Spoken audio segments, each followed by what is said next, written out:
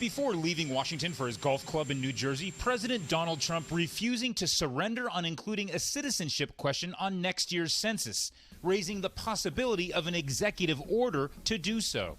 It's one of the ways, and we're thinking about doing it very seriously. As the president considers his options, his lawyers are playing for time, telling a judge on Friday that they know what they want to do, but not how they want to do it.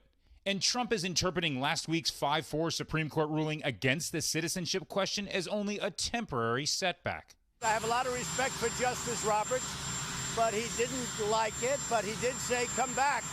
Essentially, he said, come back. Trump's focus on the census coming after his controversial salute to America's military might on the National Mall, blaming a verbal slip-up in which he suggested that there were airports in America during the Revolutionary War on a technical glitch. Yeah, the teleprompter went out. It kept going on, and then at the end, it just went out. It went kaput.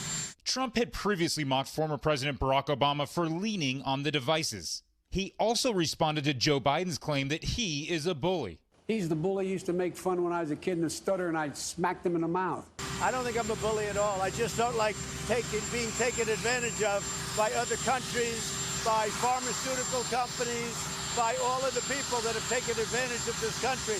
And the president looking for victory abroad on another field, wishing the Women's World Cup team luck in France, putting aside his dispute with Megan Rapinoe while admitting he might not watch the final. I don't know that I'll be able to. I hope they do well. I hope they do.